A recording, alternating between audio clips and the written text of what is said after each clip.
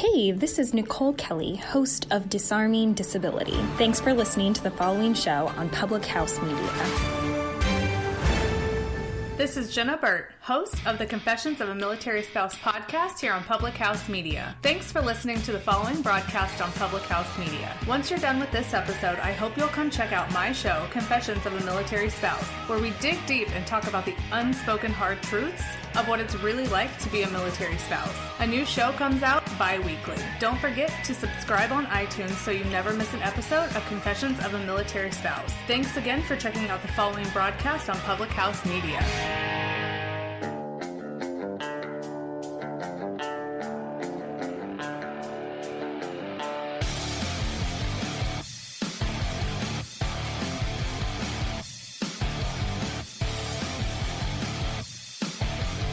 Hey, and welcome to Beauties and Headcanons, where we're nerdy, and you probably are too. My name's Elisabeth, and I'm here today with Lindsay, and we wanted to take a little time to talk about superheroes in the DC universe, specifically the psychology of certain superheroes and how it relates to their history and how they do their superhero work, and whether or not they have like certain rules or a code that they follow like Batman, or if possibly they have some sort of other motivation that they stick to, or just something that motivates them outside of their own history and circumstances. So but before we get into that, Lindsay has something for Geek on Fleek, and so we're going to transition to that really quick. So for Geek on Fleek this week, I wanted to talk about something that's been kind of interesting me lately. I was never someone who was into D&D when we were growing up, but I have some friends who are really into it right now. And it seems like across the internet, the big deal is that everyone's getting into it now because of Stranger Things. And, Will is this kid who's like super geeky, and he's like the dungeon master most of the time, and he's the one who ends up, spoiler alert, the Demogorgon, all that stuff. But the fun part is the kids are usually found in the basement playing D&D, which is Dungeons and Dragons. And one of the dungeons is that they really only need a copy of like tools, some pencils and paper, a set of dice, and your imagination in order to play.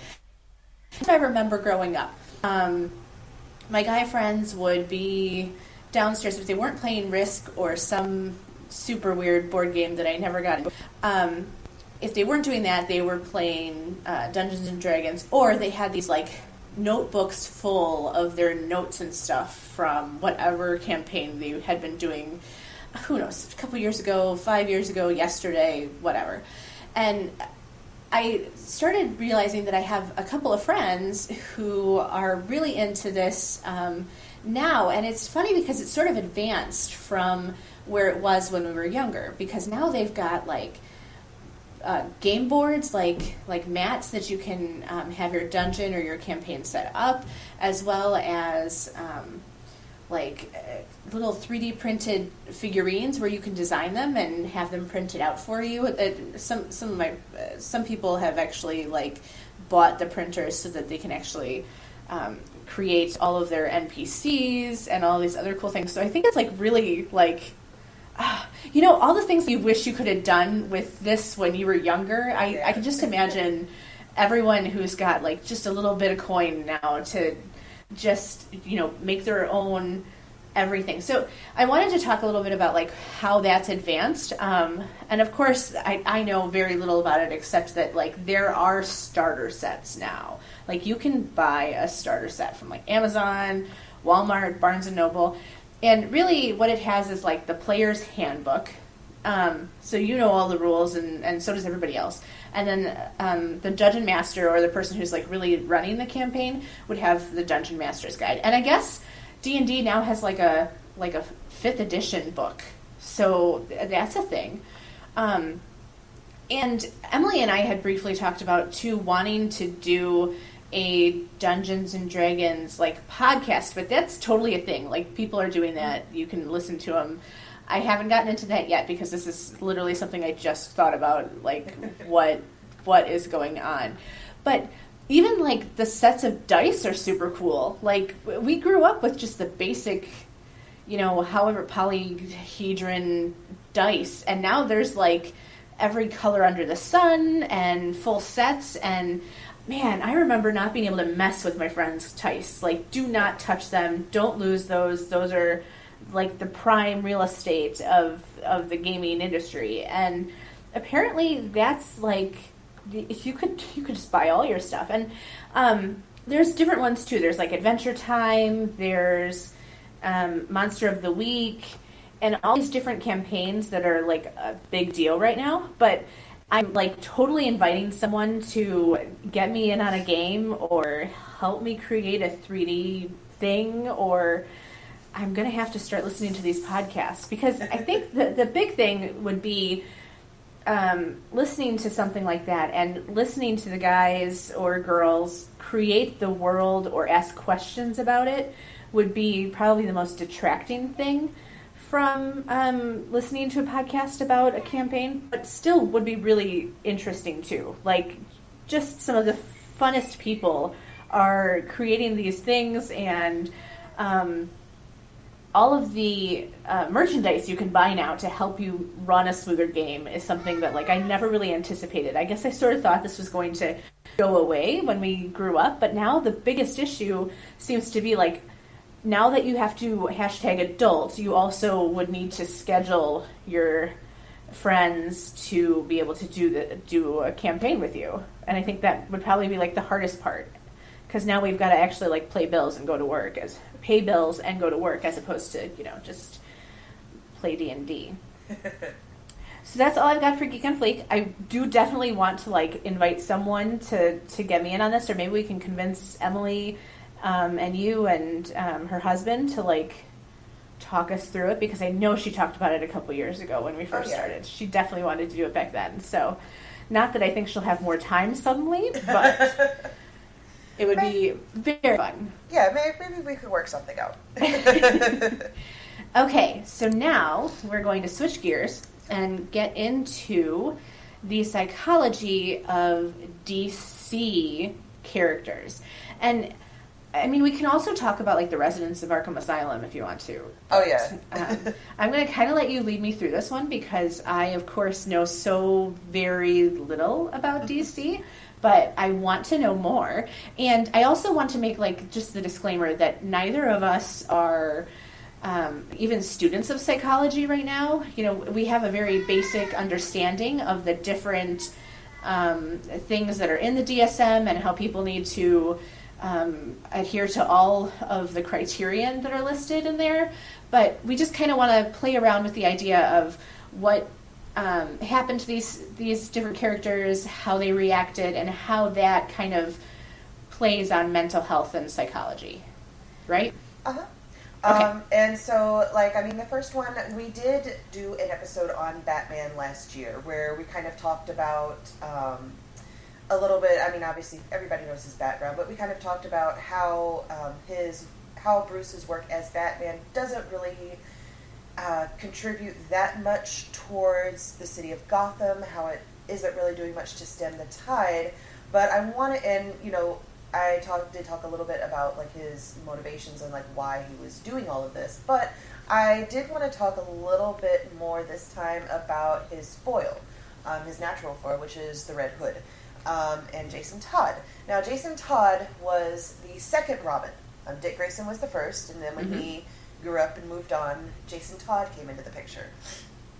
And he was Robin for, I can't remember how many years, but there was eventually the arc called Death in the Family, and the Joker killed him.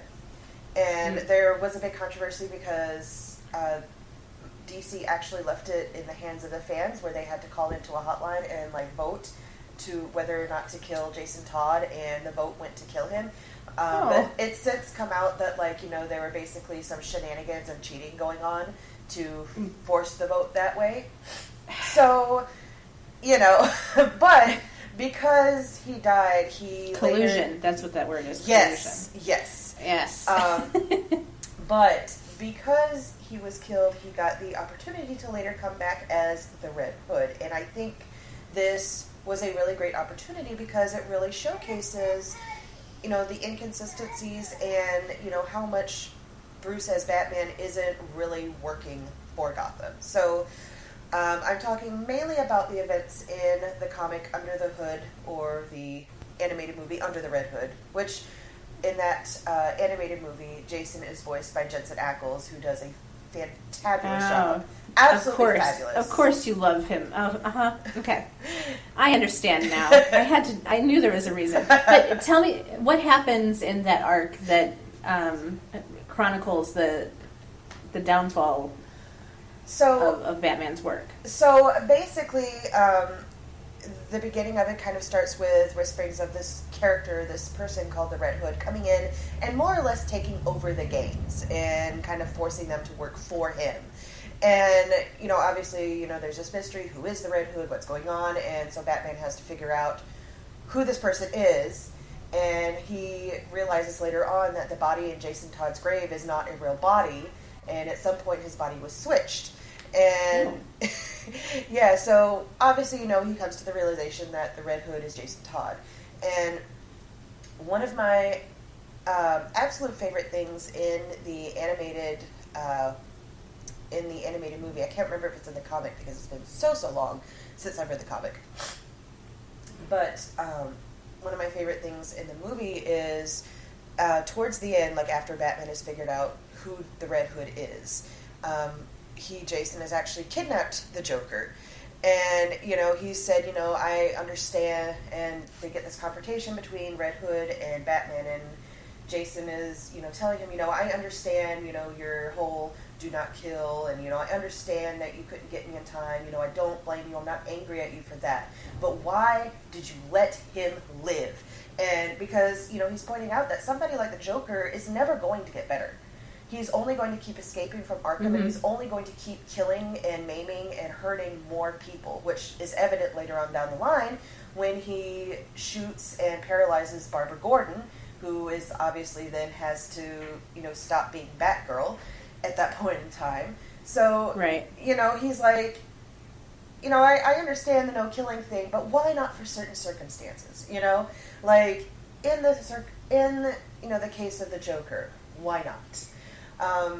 And it kind of, shows the holes in Batman's whole philosophy, because while obviously, yes, there are some criminals who could be helped if, the correct resources were in place, which they don't really seem to be, but if they were, it seems like there could be help there. Characters like Two-Face, characters like Mr. Freeze, who, have their own complex reasons for doing what they're doing, whereas somebody like the Joker, is actually one of those characters who is just bad. He's just evil for the sake of being evil. And while I don't like that for every single villain, it has its place. And the Joker definitely has his place. So Jason's whole thing, especially from, taking over the gangs to, trying to get this revenge on the Joker, is basically like, the work that you're doing as Batman is not working. The criminals are still escaping. People are still getting hurt. By taking over the gangs, he's trying to actually control the crime instead of working against it. And then he, obviously has no compunction with killing when he thinks there's a cause for it. So I think it's really interesting that it brings up this whole thing with Batman where, he has this rule of no killing, no killing no matter what. But at the same time, when you're put in a situation where you have the power to, affect something like the Joker, and you only choose to basically put him out of commission for a short time, knowing he's going to escape and do more and hurt more, then, it gets to the point where it's like, what part of that becomes your responsibility because you're allowing it to happen, It's kind of like the whole fool me once, shame on me, fool me twice, fool me once, shame on you, fool me twice, shame on me. Like, it keeps happening and happening and happening. It's like, how much is enough? Batman just basically says, I can't kill, and at all. So that's his reason for... Yes. With the Joker. Yes. Which I thought it was an interesting meme that was going around a while ago, where it had Batman and Jason on there, and Batman was like, if you kill a killer, then there's still the same amount of killers in the world, and Jason's like, well, then kill more than one killer, just basically of the mindset that, sometimes people are bad, and maybe if there's nothing that you can do for them, and they just keep harming people and killing people, then maybe you ought to do something about it. Right. So let's talk about then Arkham Asylum, or whatever else they call it, Arkham Hospital, depending on which Earth version you're in when it comes to DC. And it's, I've been trying really hard to look at all of this, and I literally just have my brain explode. I know that Gotham is actually an old name for New York City, which I thought was pretty cool, because I always thought that, DC was in a completely different dimension than Marvel was, and it turns out it's really just eastern large city. They make sure that Metropolis would be like Manhattan or something. So it's interesting to look into how they discern all these different places. But as far as this discussion, Arkham Asylum was what it was originally, right? Yes. Okay. That's where, basically anybody with any mental health issue would go up to, and including kids. Well, I mean, it's like Arkham Asylum for the criminally insane or something. So yeah. But they would still weren't have, really interested in rehab. Yeah.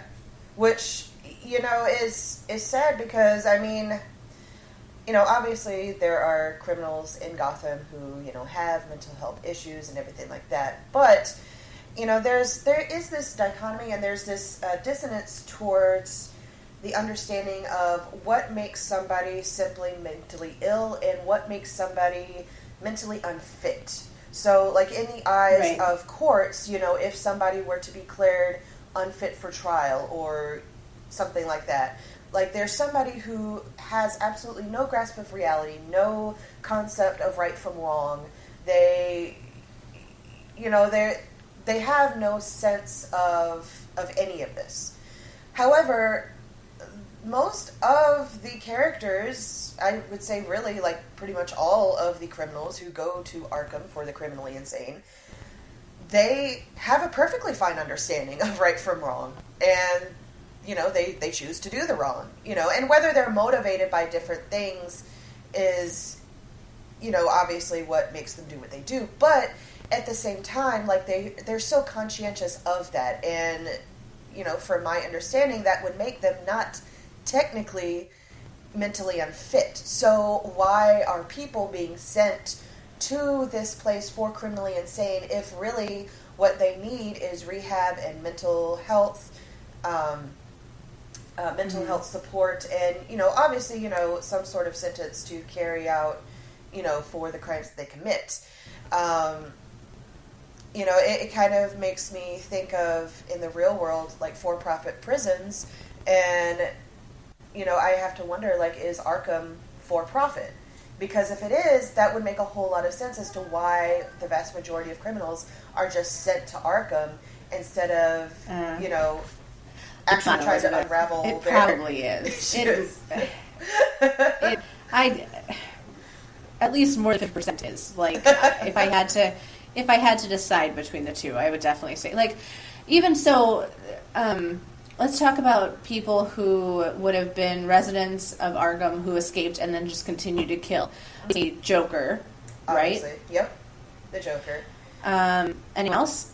Oh, yeah. Because those are the ones that you wouldn't want to have in a rehabilitative facility. You would have wanted, or did Arkham turn them into killers in some way, shape, or form? I always thought that Mr. Freeze was just a tragic, and even Riddler was borderline personality disorder, crazy, but not necessarily criminally so. Homicidal, okay,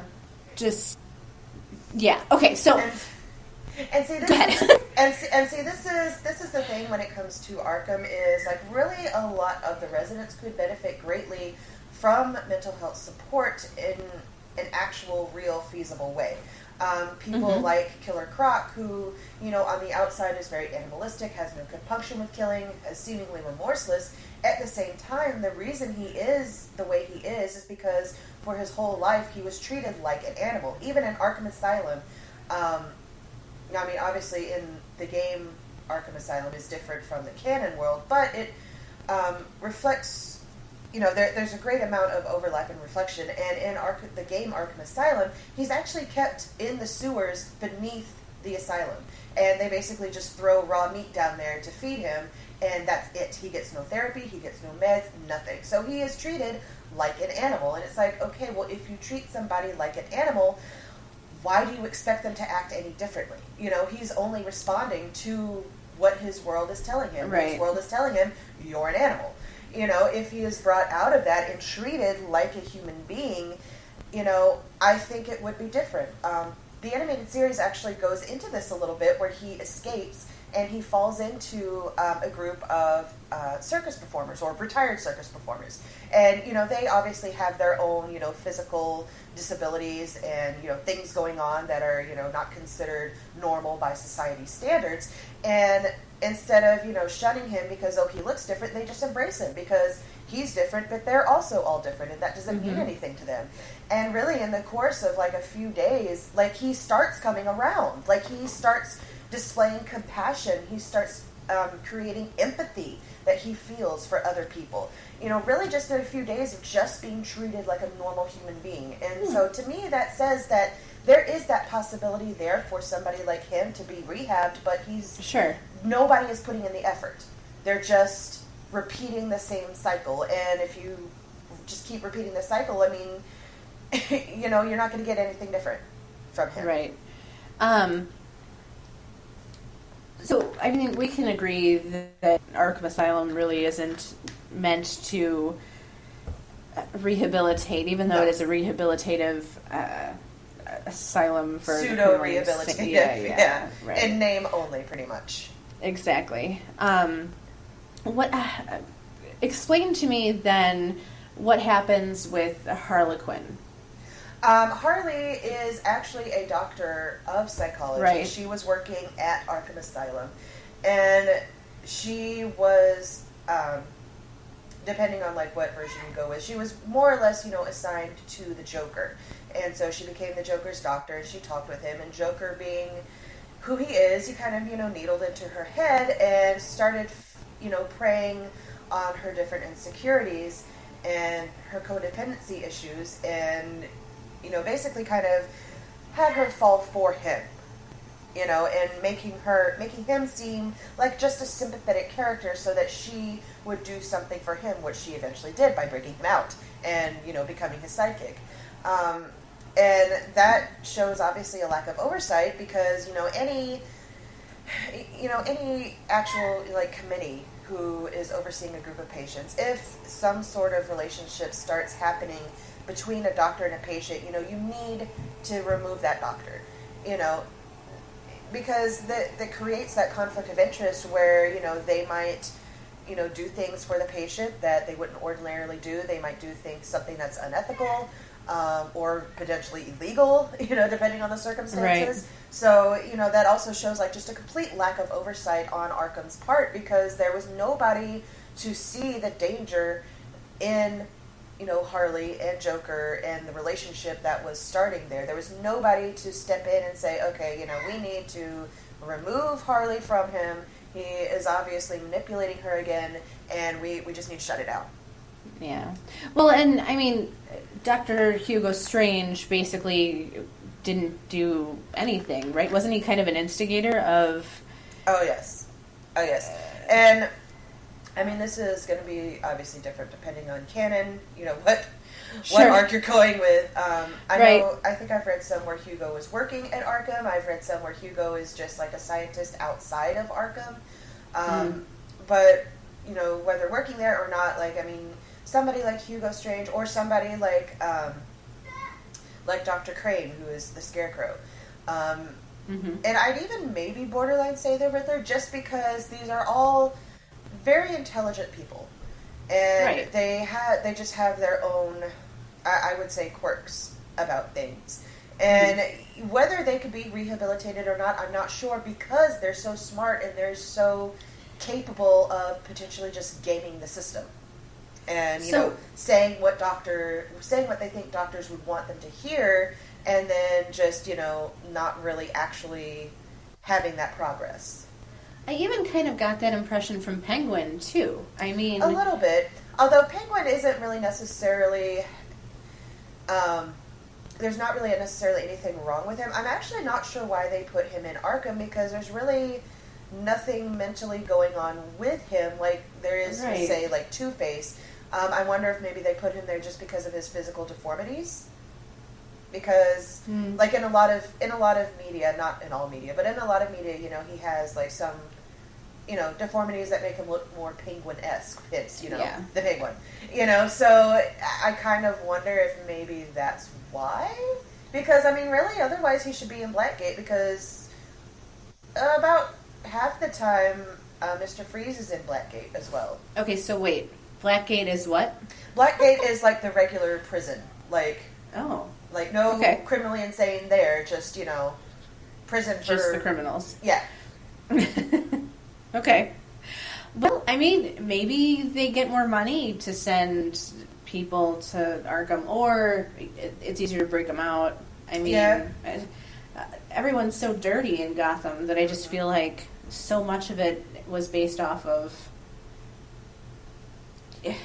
You know, we don't know the motivations of I mean it's just like it's like a whole butterfly effect with, like, you know, stretching back years where, you know, somebody started something and then it's just continued and it's just snowballed into what it is today. You know, it's funny. There are a few books out there that you can read, listen to, and they're actually by like really wonderfully geeky psychologists, psychiatrists that are out there, and I listened to at least one of them just to see, you know, what they tend to talk about. And one of them was several different comic chains. So they did the MCU and they did DC. And what I thought was funny was a lot of mental health centers around particular personality traits or mental health trials that people have to deal with. I took an abnormal psychology class, and the woman who taught my class talked a lot about how when she did have people come in and talk with her that were adults, not children, because she was working primarily with children when she was teaching, a lot of it centered around guilt and grief and traumas that they had endured. And it does always kind of seem like a lot of characters that would be in Arkham or creating some kind of mayhem and Gotham would have been because of a trauma that they endured. Even so with Marvel as well. Just that when you talk about mental health and how you would diagnose or categorize these different people, their responses, what makes them bad is a response to something that happened to them. Like Mr. Freeze, you'll have to tell me about exactly what happened, because again, it goes back between whether it's canon or comic or whatever story you're looking at. But well, the lovely thing about Mr. Freeze is that Batman the Animated Series, I can't stop talking about it, but it came in and it really changed up the game for the Batman comics. It added the character Harley Quinn, because before the animated series there was no Harley Quinn. The animated series completely added her as a character, and the comics just picked her up because she was so popular. Likewise, they kind of retconned and remade some of the backgrounds of the characters, and one of them was Mr. Freeze, and this change actually stuck over into the comics. And, you know, before that, you know, Mr. Freeze was just, you know, kind of this kooky ice villain who, you know, was just kind of a side character. But they took him and made him into a sympathetic character by giving him the backstory of a scientist who was working with cryotechnology and who had a wife who was terminally ill, and he was trying to help her So he was, basically put her under so that, he could try to work on a cure for her. And then the corporate entity that was overseeing his projects came in and confiscated everything and basically told him, you can't keep doing this. This is outside the scope of your purview. And, fight ensued. He got a bunch of chemicals on him, and he now can't last in any temperature that is not like sub-zero. Sure. And so, he has this whole motivation to, find and rescue Nora and then, try to figure out a cure for her.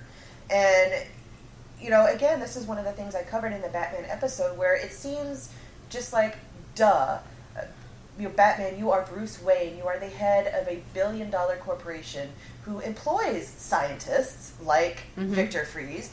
You could say to him, you know what, I'll offer you a deal. Go work for Bruce Wayne as Victor Fries, and we'll give you all the resources you want. We'll work on a cure for you for your wife, and, you can work off your debt to society that way. And, just take out the equation of, all this, antagonism and working against him. Try to work with him, because his ultimate goal is not power. It's not, accumulating riches. It's nothing like that. He just wants to help his wife. And right. I mean, obviously, he'll do anything to do that, and he'll do things that, are illegal for that. But, if you can steer him in the direction where he doesn't have to do those things, like, that's such a missed opportunity. And it's just kind of like a duh moment. Isn't that a lot of what happens in Gotham, though? Isn't a lot of it missed opportunities to... I mean, we've talked about this so many times, but the rehabilitation of these people would just be a completely different city then. I really like the comparison and the dichotomy between, like, say, how Batman treats his villains and just dropping them off at Arkham, whereas in the Justice League Unlimited cartoon, we get a little glance at how the Flash handles a mentally ill villain of his own.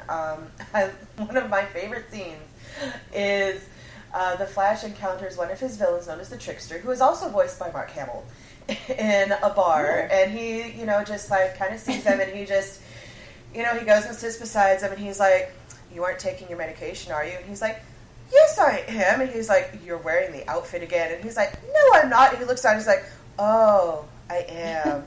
And he's like, we've talked about this. You need your medication. They have a little heart-to-heart. And he's, sure. And he's like, hey, don't forget. He has to leave, because of the mitigating circumstances. But he just turns back and he's like, don't forget. You got to turn yourself in now. And he's like, and he just holds up his, his glasses like, got me again, Flash.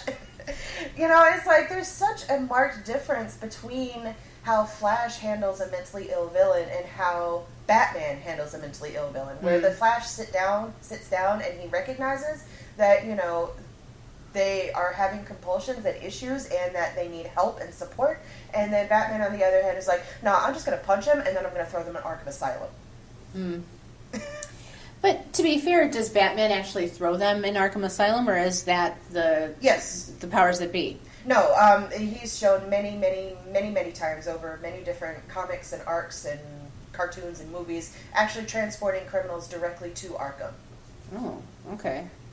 Well, how does he have the authority to do that? I guess because they're patients of Arkham, they're technically considered runaways. So he's basically like, it's like catch and release. He's returning them. Kind of like a dog hunter or something. I don't know. Okay. So let's talk about a couple other DC characters, because we could talk about this for forever. Oh, but, yes. Because we couldn't talk forever. No one would want to listen to us for that long. No. So who do we want to talk about next? One of my favorite characters in the DC universe, and one I think that is seriously underrated, is Martian Manhunter, also known as J'onn J'onzz. He is such an interesting and complex character, and I admit I haven't read a whole lot of his comics, but I absolutely love everything I have gotten my hands on. I've watched, over and over again, I've watched, the Justice League cartoons, just, mainly because I love a lot of the episodes that he's involved in, because every time he's involved, I know something interesting is going to happen. Not that any of the episodes are boring, but just, I know it's going to be enhanced in some way. He is otherwise known as J'onn J'onzz. He is a Martian. Depending on the canon that you're going with, his entire race was either wiped out or he was displaced in time, and his entire race is dead. But otherwise, he is basically supposed to be the last of his race, although a couple of Martians will pop up here and there. But he's more or less like the last person of his race. Okay. And his powers are so interesting to me. He has the power to be intangible, so he can like go through walls and stuff like that. He can shapeshift, which is very helpful because he, doesn't look human unless he like shapeshifts into a human. And he also has like a lot of telepathic based powers where he can read minds and emotions and all this different stuff, which it is just has got to be interesting being a completely different species and the last of your species and being surrounded by a totally different species, the human race. When the Justice League cartoon starts out, I kind of mentally have two stages of it, because the first kind of part is with like the basic Justice League team, which is like Wonder Woman, Superman, Hawkgirl, Green Lantern, Batman, Flash, Green Lantern, did I already say him? I can't remember. And Martian Manhunter. I think that's all. Did I get them all? But yeah, it's like basically, their basic core team. And, they're handling everything that's going on in the world or in space or what have you. And then in the second portion of it, they recruit a whole lot more heroes, which is awesome because you get to see heroes like Green Arrow and Black Canary, but you also get to see lesser known heroes like there's Huntress, and then there's the Question that come up. Huntress and the Question actually have their own episode where they're unraveling a mystery, and it's really, really cool. And it's kind of like a throwback to a like detective noir thing. When it gets to that point, J'onn J'onzz kind of takes a step back from the Justice League. Not that he's not working with the Justice League, but he's more or less just kind of not actively working anymore. He just is up in the tower and monitoring and, giving out information. And I've always found that just a little sad that he just kind of isolates himself further instead of connecting and, developing connections with, friends that he does have. I kind of wonder, what kind of PTSD he suffers from, what kind of depression he suffers from being, the surviving member of an extinct race, like, that has such a huge effect on you and everything that you do. And I kind of, maybe this is just my headcanon, but I kind of see a progression in the Justice League cartoon where, he gets involved at first, but then, like, he gets overwhelmed and he's just like, I gotta sit back because I don't have the spoons to handle this anymore, and I can run interference and I can monitor and I can give out information, but I just don't have the spoons to actually go out and fight anymore. Right, so in a way he sort of preserves his own mental health in that way then. Yeah. He basically says, okay, this isn't, what's the word, like self-love in a way. Yeah, like his own version of self-care. And I mean, whether it's healthy or not, I mean, obviously, sometimes you just need a break. And there is a line, though, between having a break and isolation. Mm-hmm. And, him being one of my favorite characters, I do kind of worry, like, I'm like, oh, I want him to, kind of, be helped over this hump, but still, you've got to reach out yourself to do it. Other people can't do it for you. So, it's like, I just want my babies to be happy. But it's kind of a cool way to look at it, though, too, is to say, even superheroes need to be able to take care of themselves. And we so often see that not being part of the storyline. So, it's interesting. Yeah, it's kind of a subtle nod, I think, to just managing your spoons and being able to say, you know what, I can't do this right now. Right. I can help in this way, but not this way. So tell me about Superman. Superman. I am not that big of a fan of Superman, to be totally honest. I like Christopher Reeve's iteration, and I like the Lego iteration, and that's about it. My stance on OP characters and how I just really dislike them. Yep. But when I find Superman most interesting is when he's put in a situation where he's pushed to a limit. Most notably in something like the Injustice cartoons, which is not canon, or the Injustice comics, excuse me, which is not canon, obviously. It's kind of like an alternate universe kind of thing. But in it, Superman we had an episode, I think it was last year, where we were talking about what really makes a good villain. Instead of like making them mad from the start, taking a hero and just pushing them to their limit and putting them in a place where in order to achieve their goal, they're willing to do anything and everything. And in the Injustice cartoons, Lois is kidnapped. She's pregnant with Superman's baby, and she is kidnapped by the Joker, and so Superman obviously goes off to save her. And he finds Doomsday, or who he thinks is Doomsday. He was infected by a combination of kryptonite and Scarecrow's fierce toxin. So when he's fighting Doomsday, who he thinks is Doomsday, he is actually fighting Lois. And obviously, she's not going to survive that encounter because Superman. But what the Joker did was he rigged a nuke to Metropolis, and he attached the trigger to Lois's heartbeat, so when her heartbeat stops, the bomb goes off. And Superman realizes just at the last second before she dies, like, he kind of starts hearing two heartbeats, and he's like, wait, this isn't Doomsday, and he kind of is able to shake it off, but I mean, it's too late. Lois dies. Metropolis is wiped off the map by a nuke. And so in one fell swoop, like, Superman loses his wife, his unborn child, his city, and he loses it.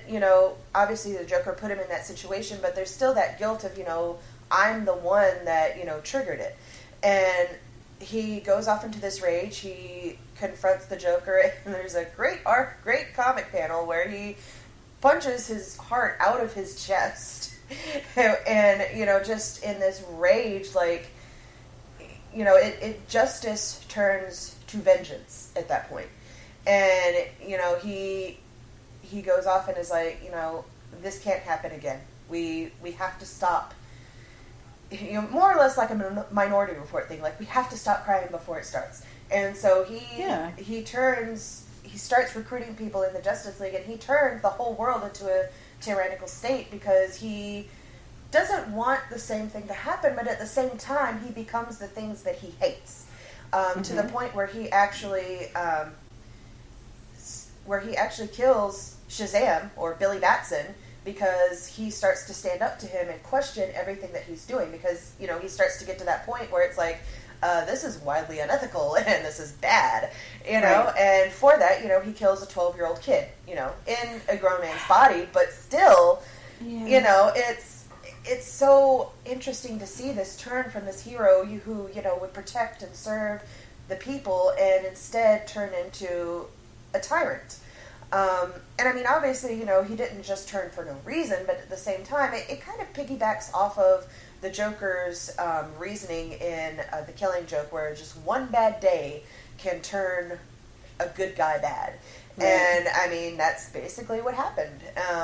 And I don't think it's done in a necessarily unrealistic way. I just think it's an interesting way to look at Superman's character and what he could do if given the proper motivation. Right.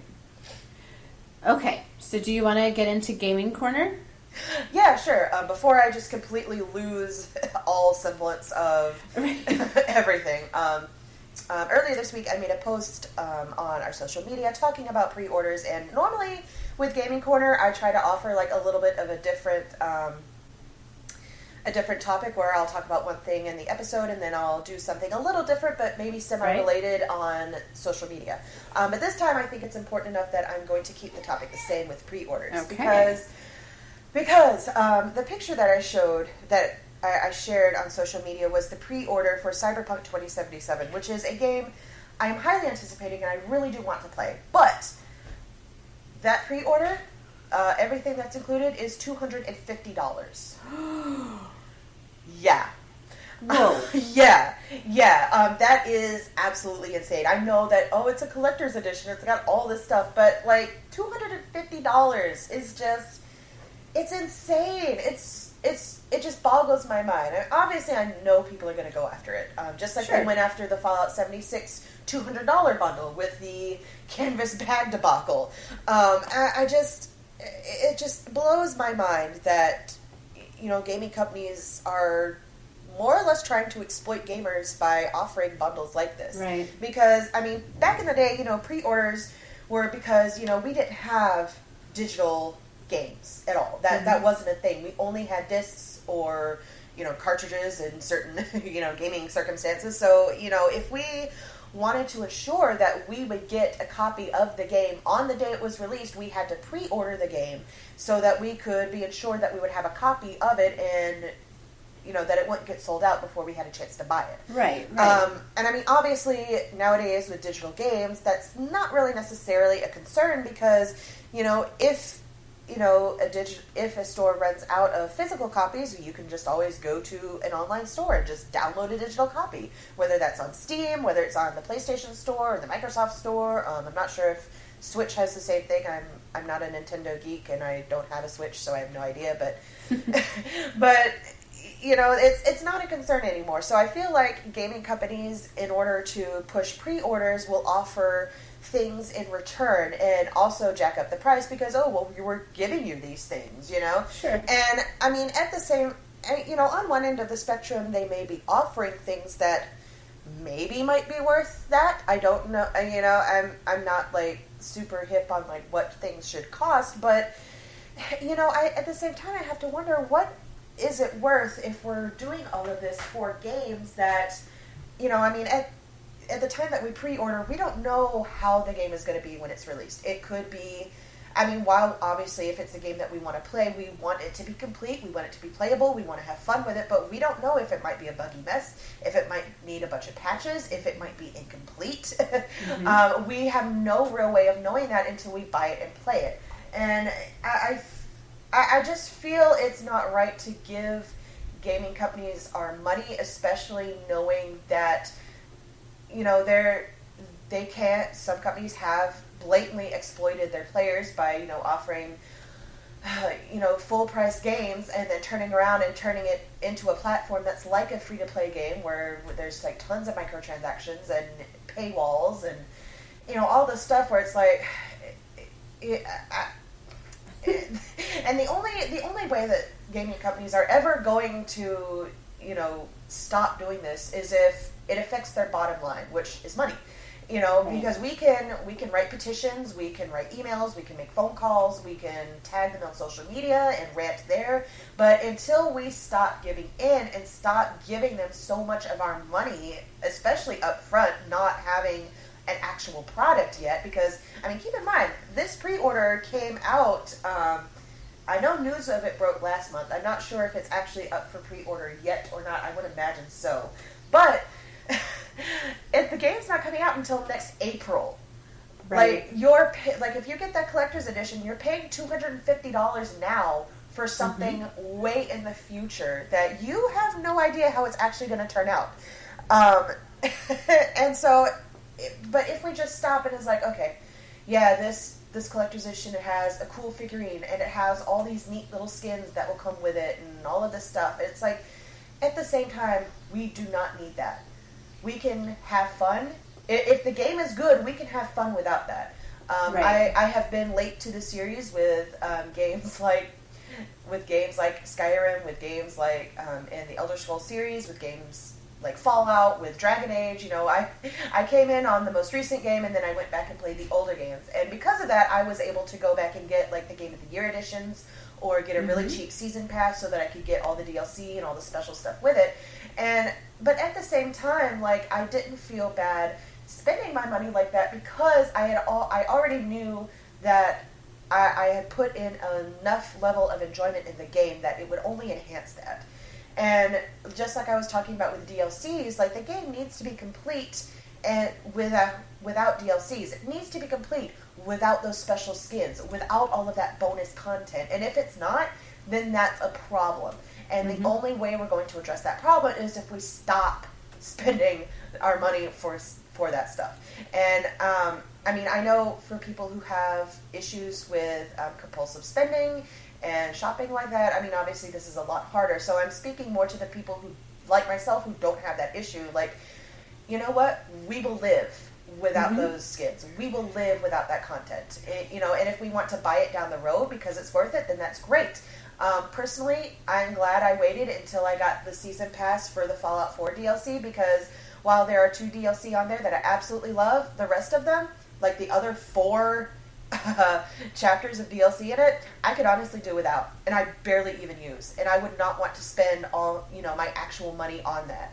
Right. So what I think is the most interesting about that is, like, how do you justify spending that kind of money right now when you don't even get to play the game until... Exactly. I mean, one of the best parts was buying the game in the store, bringing it home, and ripping that bad boy open the minute you got home. Yeah, now, I mean, I understand people want to play the game, and I want to play the game, but at the same time, I'm not going to give in to that cycle of, oh, you need to buy this, because we're in this society of instant gratification where, we can, if we want to know something, we have smartphones, we can pull them up, look on Google, look on social media, look on YouTube. It's this society where we're used to that. We're conditioned to have that instant gratification. So if we feel like we're going to miss out on something, we get that fear of missing out, or that FOMO. Yeah. And it's like, you know what? You'll be okay without it. You really, really will. I'm not going to pre-order it, and I'm going to have, or as long as the game is cool, which I would hope that it is at this point, because I'm really invested in it, but, I'm going to have fun without it, Okay. So, that is it for this episode. I think it's really interesting when we get down to, like, talking about, people who even, like, imagine comics where, Wonder Woman walks into a psychiatrist's office and wants to talk about whatever it is that would be ailing her, something like, watching her mom die, or loss of other women in her life that have shaped her, or the things that she's seen when she comes to the rest of the Earth and starts to go between Amazon and Earth, and the differences between how that can affect your psyche. I love that there is a treasure trove of imagination that we're all able to kind of immerse ourselves in, between, like, comparing ourselves to superheroes and knowing, especially, not necessarily so much with a lot of the superheroes that we know of, Superman, Wonder Woman, et cetera, but the best characters that I know of are the ones that are human, and that they have human struggles and human problems, and especially, like, with Batman, I just feel like that's such a cool thing to be able to say, okay, but he's a genuinely flawed person when it comes down to it. Yep. Please contact us on social media, talk to us about this episode, talk to us about any episode. I would love, again, to hear about tabletop gaming or D&D, if anybody's playing it. I'd love to know what you're into, what you're listening to, what you're doing. And, I mean, geez, tell us if you miss Emily. We haven't heard from her in 3 weeks. Have you noticed? We have. And with that, I'm Lindsay. And I'm Elisabeth. And thank you for tuning in to Beauties and Headcanons.